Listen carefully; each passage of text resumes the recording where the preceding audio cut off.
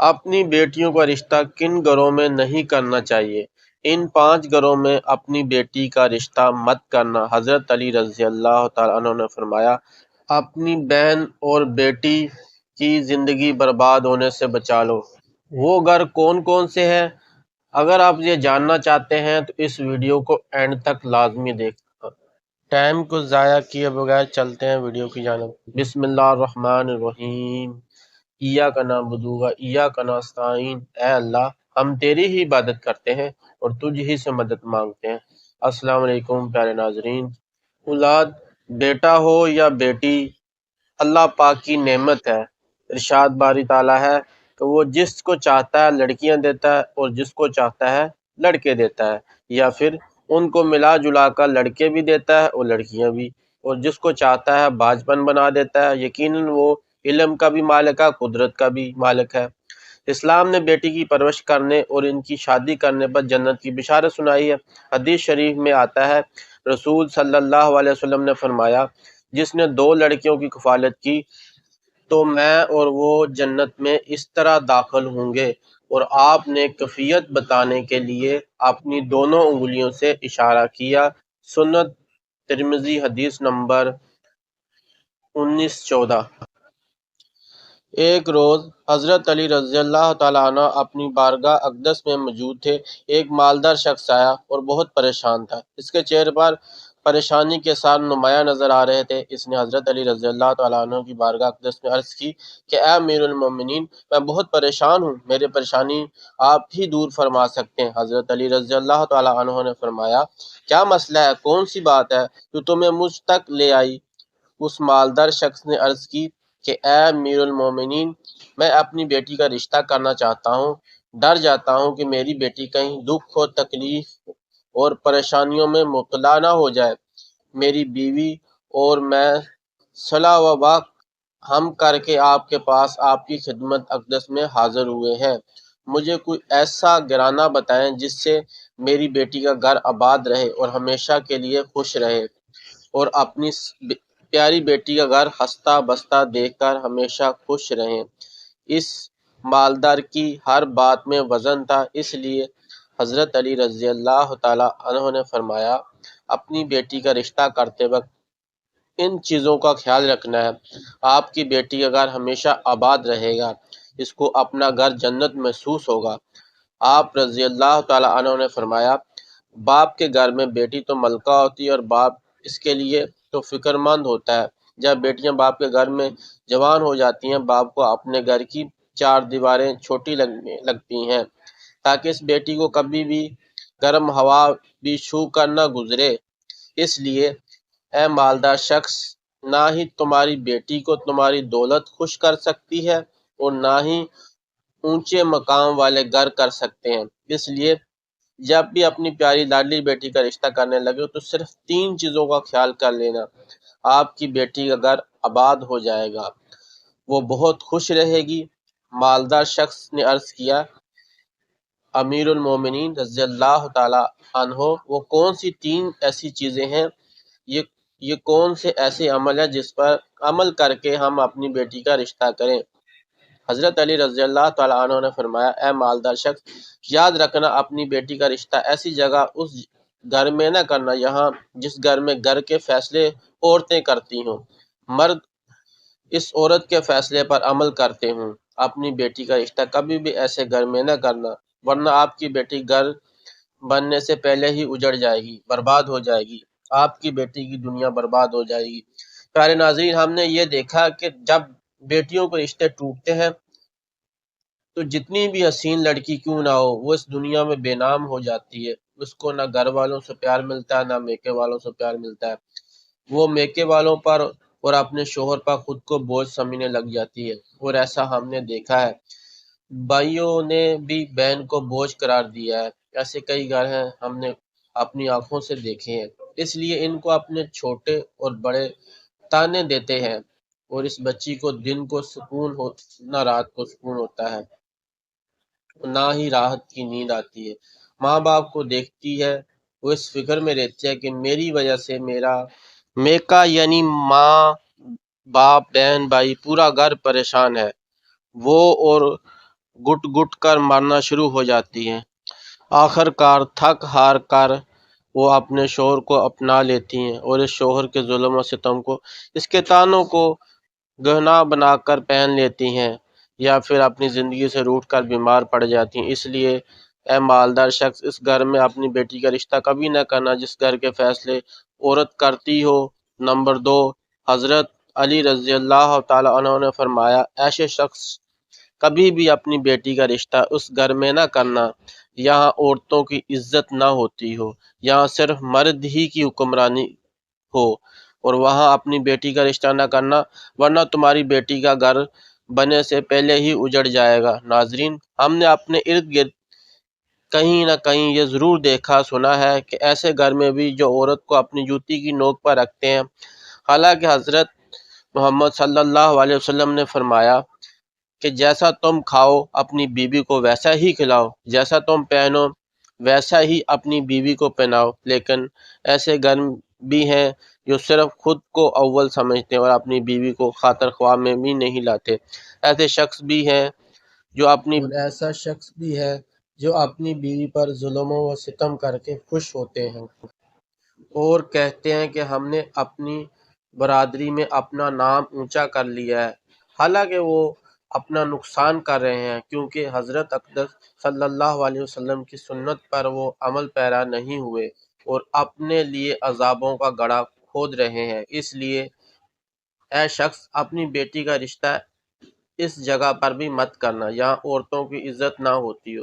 حضرت علی رضی اللہ تعالیٰ عنہ نے فرمایا، اپنی بیٹی کا رشتہ اس جگہ پر کرنا جہاں اس کا خاوند اپنی بیوی کے ساتھ نرمی، خوش اخلاقی اور حسن و سلوک کے ساتھ پیش آئے، اور جو اپنی بیوی کے حقوق ادا کرنے میں کسی قسم کی غفلت اور کوتاہی نہ کرے، اور جو اپنی بیوی کا اس طرح ہو کر رہے کہ کسی اجنبی عورت پر نگاہ نہ ڈالے، جو اپنی بیوی کو اپنے عیش و عشرت میں شریک سمجھے، جو اپنی بیوی پر ظلم و ستم اور کسی قسم کی بیجا زیادتی نہ کرے، جو اپنی بیوی کی خوبیوں پر نظر رکھے اور معمولی غلطیوں کو نظر انداز کرے، جو اپنی بیوی کی مصیبتوں اور بیماری اور رنج و غم میں دل جوئی ایمانداری اور وفاداری کا ثبوت دے، جو اپنی بیوی کو پردے میں رکھ کر عزت و آبرو کی حفاظت کرے، اور جو اپنی بیوی کو ذلت و رسوائی سے بچائے رکھے، اور جو اپنی بیوی کو دیانتداری اور دینداری کی تاکید کرتا رہے اور شریعت کی راہ پر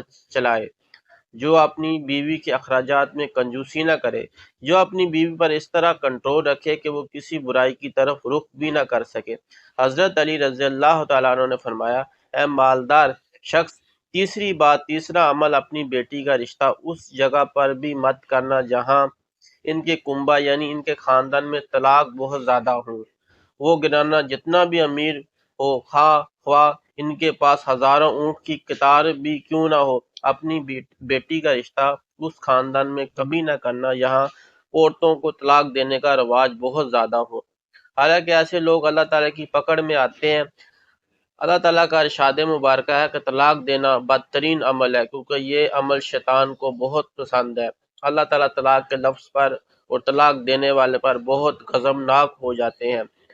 پیارے ناظرین، آپ خود سوچیں، جس پر پروردگار عالم غضبناک ہو جاتے ہیں وہ انسان اس دنیا میں ذلیل و خوار ہوگا اور آخرت میں بھی رسوا ہوگا، بلکہ وہ تو خوار ہی ہوگا۔ اس لیے یہ شخص ان 3 چیزوں پر عمل کرو اور اپنی بیٹی کا رشتہ کہیں اور کر دو، کیونکہ یہ سنتی عمل ہے۔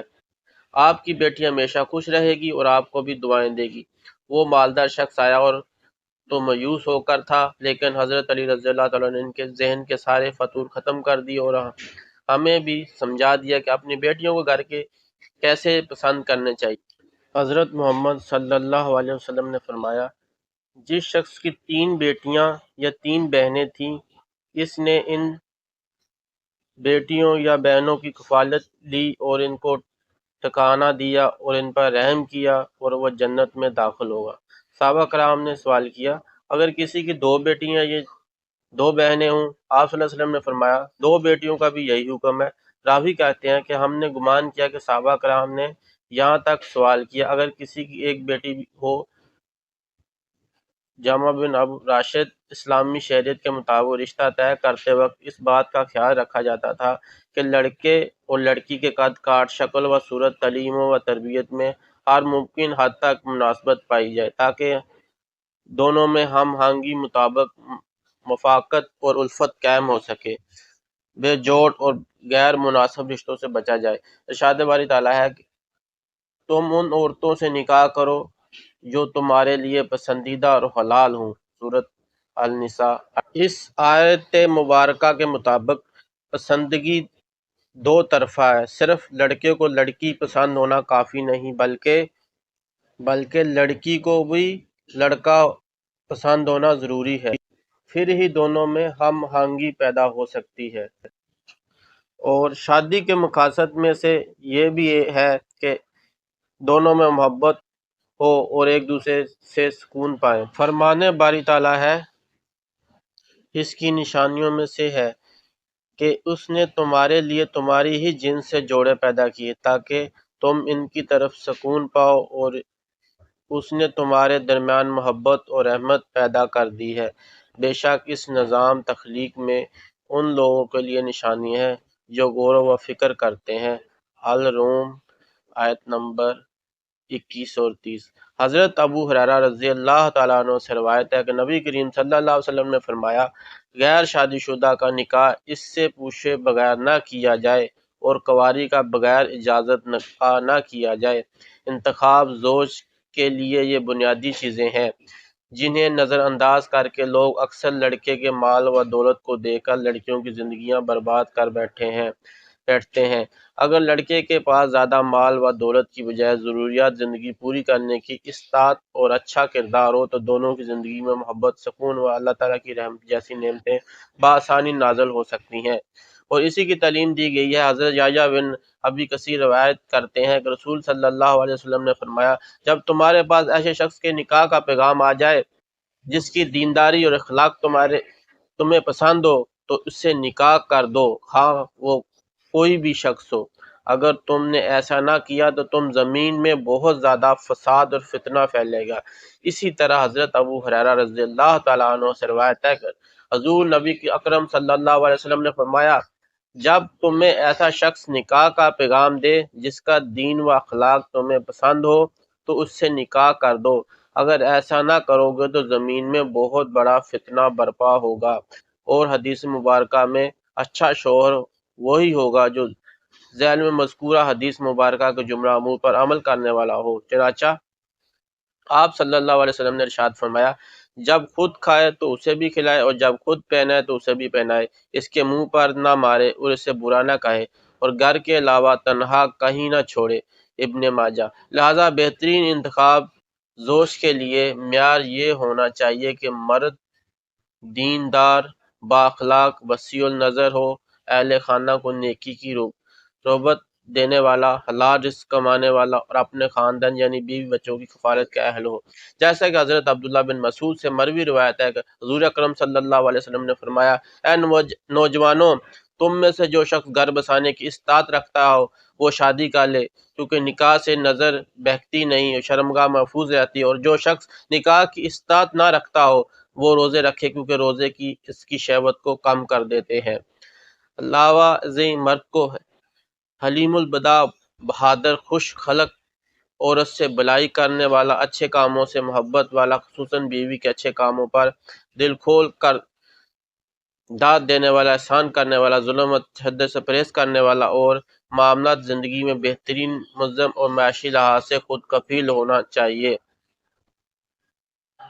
پیارے ناظرین، ہماری اللہ تعالیٰ سے دعا ہے کہ تمام بیٹیوں کو اللہ تعالیٰ ان کے گھروں میں عزت والی زندگی عطا فرمائے اور ہمیشہ کے لیے ان کے سروں پر اپنی رحمت کا سایہ برقرار رکھے اور خوش رہے۔ اللہ پاک سے دعا ہے کہ اللہ پاک ہمیں ان تمام باتوں کو سننے، سمجھنے اور ان پر عمل کرنے کی توفیق عطا فرمائے، اور ہمیں حضرت محمد صلی اللہ علیہ وسلم کی بتائی ہوئی زندگی کے مطابق زندگی گزارنے کی توفیق عطا فرمائے۔ آمین ثم آمین۔ اگر آپ کو یہ ویڈیو اچھی لگی ہے تو پلیز میری ویڈیو کو لائک کر دینا اور چینل کو سبسکرائب لازمی کر دینا۔ شکریہ۔ اللہ حافظ۔